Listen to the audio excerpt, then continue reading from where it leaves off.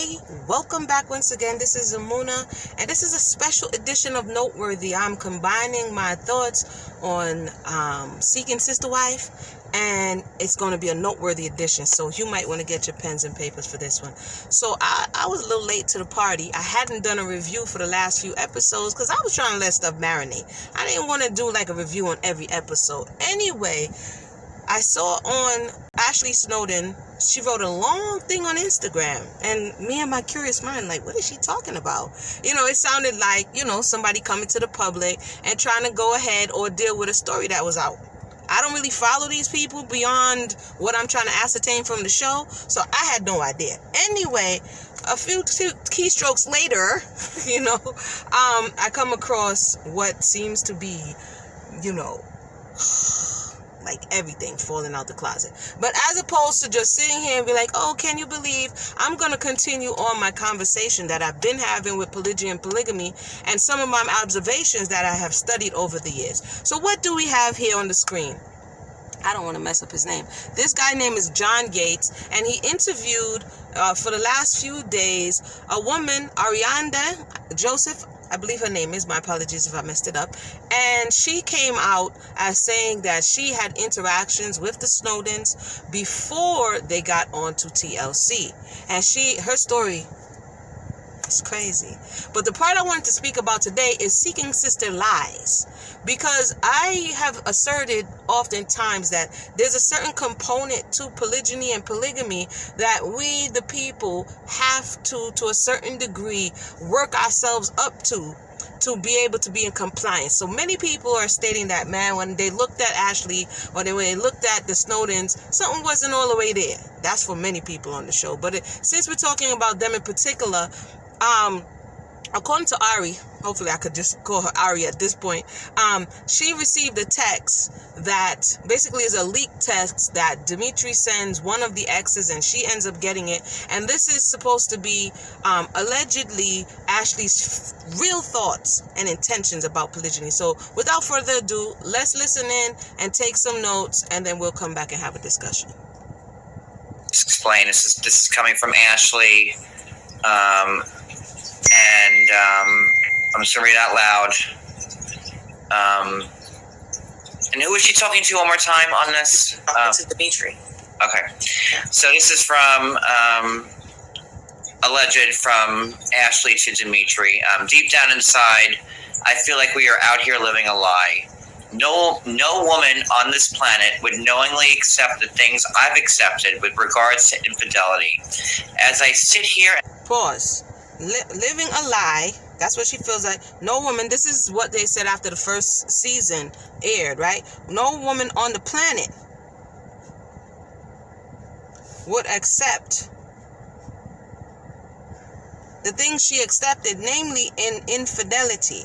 Now, you have to understand her position on the show and how she caped. So this is her speaking to, according to what we're hearing, her husband directly, but in front of the public, many women come out and really cape because they're trying to appease the man.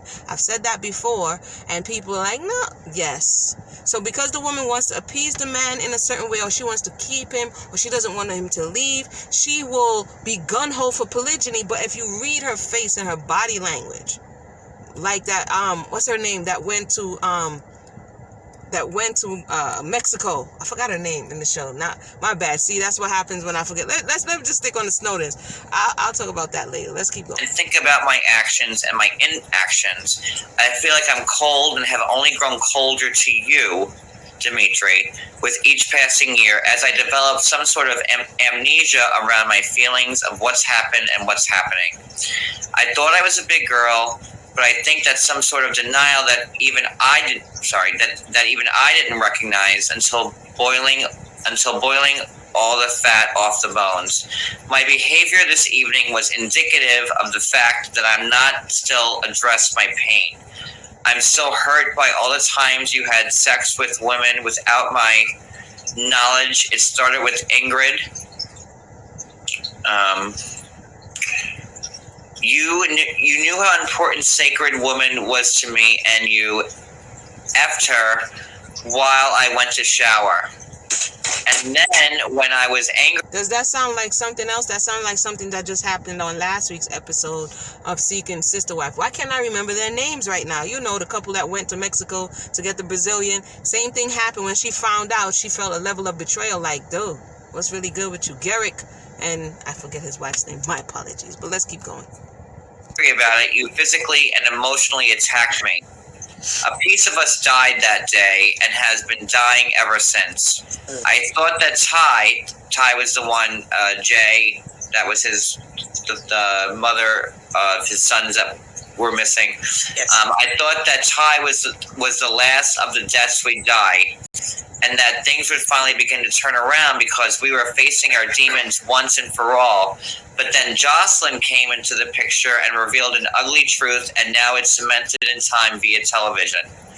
And the whole time we are literally lying to America about who we are and what we stand for. Wow.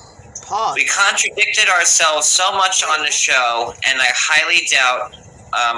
I'm a little out of order at this point, so just who's Ingrid? While I get the stuff in order, that She says now, basically, she was being a hypocrite.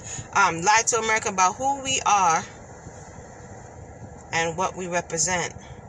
Because they came on the show, caping for polygyny, right? And had all of these pre-existing issues. And now they have to put on a brave face and, go through the motions and seek the sister wife in order to comply with what the show is about. And after we remember the Jocelyn thing, if I'm not mistaken, that's the girl who came and then he went on the date and then he laid with her like the first night, something to that effect. But, Ingrid was the woman that they had come from Brazil, much like Chrissy. This isn't the first time. So Ingrid came from Brazil, and she, from what I heard, she was very beautiful. Ashley hated her. Dimitri loved her, and she got rid of her. And that woman they sent her packing. I don't even know what became of Ingrid. Wow. Oof.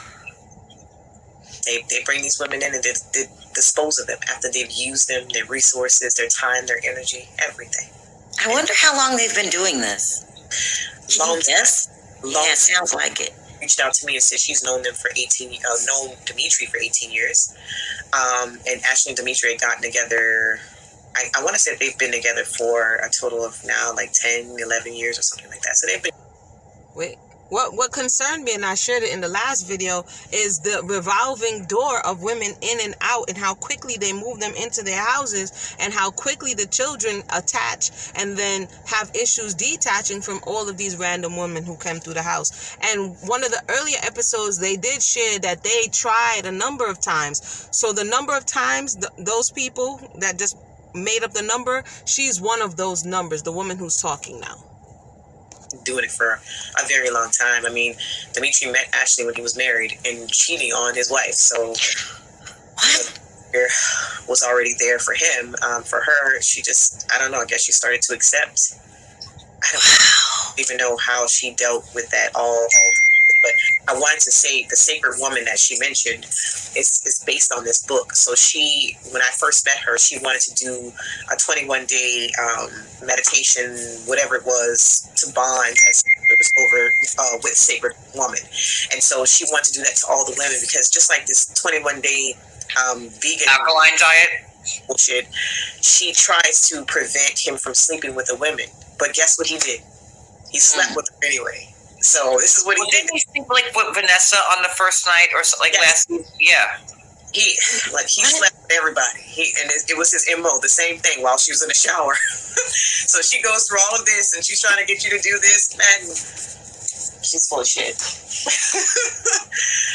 Full of it.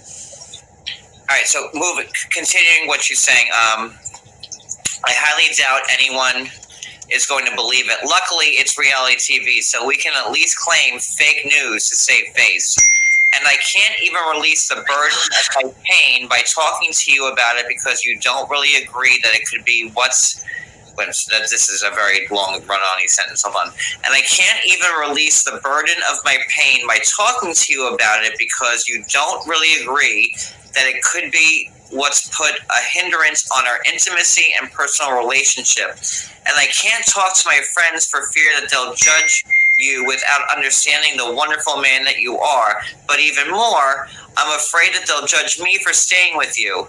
Kind of like a Kimi? Her friend. That's her friend. Okay. Kind of like Kimi, who stays because of her love for the men. Uh-oh, John, we lost her. Wow.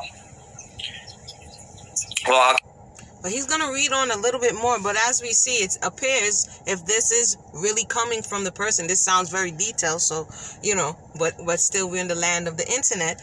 But the way it's crafted is someone who's pouring out based on what they're saying. Something traumatic happened and they're coming to a realization that I haven't been being 100% honest with myself. I've seen it personally, and I've seen it in other spaces where oftentimes the woman feels as though she has no other option. She has no other choice. Either she leaves, but if she stays, then she has to comply. So all of these feelings, all of these emotions, like they say, put on your big girl panties, is to stuff down these feelings or pretend as if you're not in the space that you're in. And if you are, then, you're not ready. You're not elevated. You're not, all of these things that people play mind games with you. So I found this interesting. I know a lot of people are coming from different angles, and maybe I'll make other videos, but I just found this interesting that she's having this moment when she's breaking open that facade and letting the true feelings come out. Because oftentimes when you see her on the show, she's very guarded. She has a very stoic looking face, and she's very guarded, and she looks like she's holding a lot in, right? Yeah, but let's continue. Hopefully he'll just read straight. Keeper, she'll come back. Unbelievable. Kind of for like a community who stays because of her love for the man who keep doing the same thing over and over, and yet we judge her. And then in the back of my mind, I'm like, wait, why did I bring this on myself? Thought I didn't find out about it. Hold on. I hope her phone didn't die. I bet her phone probably died. She was on her phone.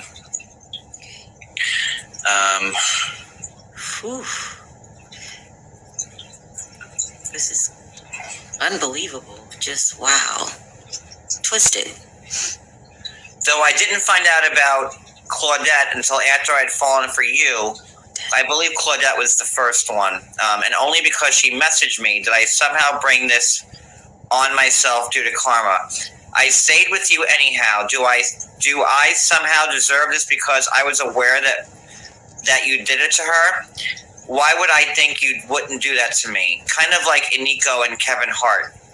But who do I have to talk about any of this? Who do I have to help me work through this? I really wish she was here, so I bet you her phone died. Anything. I think we got the gist of it. You can wait. Hold on. Let me see. Let me see if he's gonna say anything else. Reading. I keep mentioning wanting to pause with bringing new women into our life so we can work on us. But I'm wondering if we could really just need to pause us. And this is just a question, not a suggestion. But you need a break to go out and discover. Hold on. Discover the world without me holding you back from the type of family/life you are trying to build. If you were to agree, no, take an oath that you would use protection to prevent pregnancy and infection. Do you think it might be helpful for you to take a break from being my husband and maybe see what it feels like to be with somebody else who might give you all the things you're missing, like intimacy, clean environment, moral and emotional support, and all the hypotheticals that I shut down, and all the things you're not getting from me, like, oh Lord. Yeah, they're about to get explicit. They're about to get explicit. Okay, I think we get the point. Seeking sister lives. Or seeking sister lies in this particular situation. I did notice that this season she was even more reserved than normal, and so based on what we're hearing, based on what this woman Ari is sharing of her experience in their home with him and with her, there's an element to it that we have to examine. When people, whatever relation, if you go into a monogamous relationship or you go into a poly relationship, are we being honest with ourselves? Are we doing things for the right reasons? Are we Do we have a space, as she's saying, to speak about it? Have we isolated ourselves? A lot of things that what's being said about the women who came there is that they quickly tell them to move in so that they're isolated. One came all the way from South Africa. One came from Georgia all the way to California.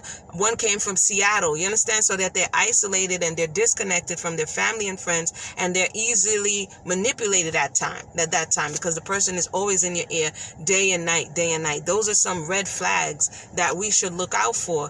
What we also have to keep in mind is that when someone is so deep in it, like she said, she wondered why she stayed.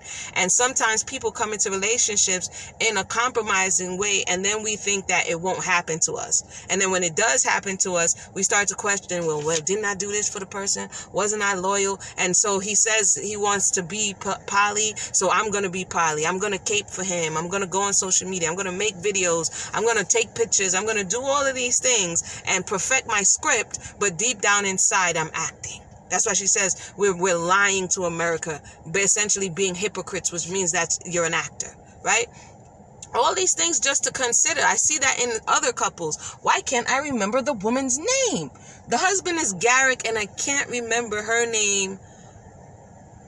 Oh my goodness. But they go to Mexico. She's another one that I'm like, she's lying to herself. She worked up herself to such a degree that she actually believed her own hype. And when it really hit home, I'm like, here we go. So again, that's just my thoughts on the matter. We'll come back and have more conversation. Let me know your thoughts in the box below. What can we learn from this situation? We're not necessarily going to know all the facts because we weren't there. We have to listen to those as they come out who were there so that we can get an understanding about what domestic violence looks like. What are the signs? What are the procedures? How do you, to the best of your ability, make sure that you don't find yourself in these type of situations. These are all real-time data and information that we can take from what we're seeing, not so that we can just sit and sip tea like everybody sipping tea and drinking wine, and then next thing you know, they're doing that while they're in the situation, or their child is in the situation, or their sister's in the situation. Let's not just be spectators in people's lives. Let's try to learn something from it. So with that said, thank everybody for tuning in. We'll come back once again. This has been a special edition of Noteworthy, React with a Purpose. And the videos, if you want to hear the woman's testimony, you can go on his channel and you can check out the entire testimony. With that said, everybody have a blessed day. 1.